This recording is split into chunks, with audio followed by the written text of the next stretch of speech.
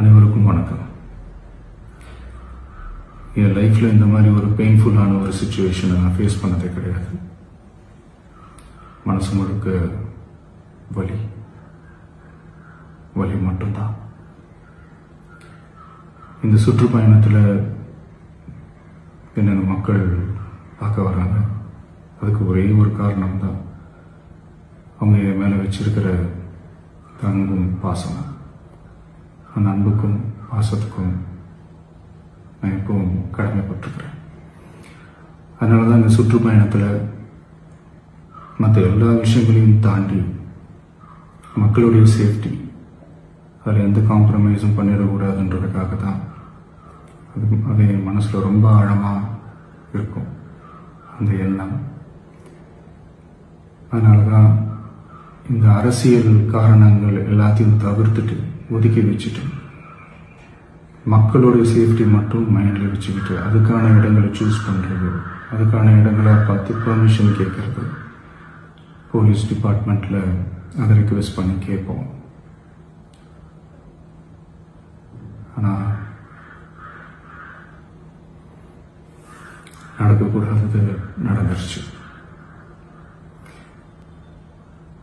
ஆனால் மனுஷன் தானே, அந்த நேரத்தில் அத்தனை பேர் பாதிக்கப்பட்டு இருக்கும்போது எப்படி அந்த ஊரை விட்டுட்டு என்னால் கிளம்பி வர முடியும்? நான் திரும்ப அங்கே போகணும்னு இருந்துச்சுன்னா அதை ஒரு காரணம் காட்டி அங்கே வேறு சில பதட்டமான சுச்சுவேஷன்ஸ், வேறு சில அசம்பாவிதங்கள் அந்த மாதிரி எதுவும் நடந்துடக்கூடாதுன்றதுக்காக தான் நான் அவாய்ட் பண்ணேன். இந்த நேரத்தில் சொந்தங்களை இழந்து தவிக்கிற இத்தனை குடும்பங்களுக்கும் என்னுடைய ஆழ்ந்த இரங்கலை தெரிவிச்சுக்கிறேன். எனக்கு தெரியும், என்ன சொன்னாலும் இது ஈடையாகாதுன்னு எனக்கு தெரியும். ஹாஸ்பிட்டலில் ட்ரீட் பண்ணிகிட்ருக்கிற எல்லாருமே சீக்கிரமாக க்யூர் ஆகி வரணுன்றதை இந்த நேரத்தில் நான் வேண்டிக்கிறேன்.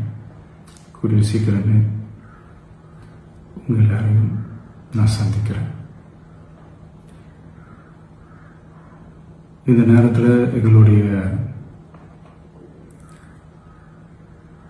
வலிகளை, எங்களுடைய நிலைமையை புரிஞ்சுக்கிட்டு எங்களுக்காக பேசின அரசியல் கட்சிகளை சார்ந்த நண்பர்கள், தலைவர்கள் அனைவருக்கும் என்னுடைய நன்றியை தெரிவிச்சுக்கிறேன்.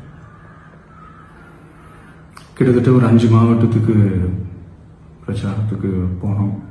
இந்த மாதிரி எதுவுமே நடக்கல. ஆனால் கரூரில் மட்டும் ஏன் எப்படி நடக்குது, எப்படி நடக்குது? மக்களுக்கு எல்லா உண்மையும் தெரியும்.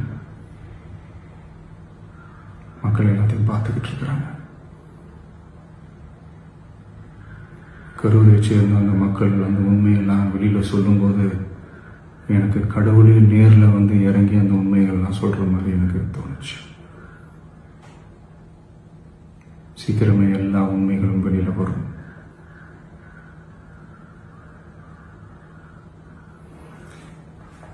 எங்களுக்கு தரப்பட்ட இடத்துல நாங்கள் போய் அந்த ஸ்பாட்டில் நின்று நாங்கள் பேசிட்டு வந்தோம். அதை தாண்டி எந்த தவறும் எங்கள் சைடில் நாங்கள் எதுவுமே செய்யலை. பட் இருந்தாலும் எங்கள் கட்சியை சேர்ந்த நிர்வாகிகள், தோழர்கள் மேலே எஃப்ஐஆர், அது மட்டும் இல்லை சோஷியல் மீடியாவை சேர்ந்த நண்பர்கள், தோழர்கள் அவங்க மேலே எஃப்ஐஆர்லாம் போட்டு இப்போ பிடிச்சிக்கிட்டு இருக்கிறாங்க.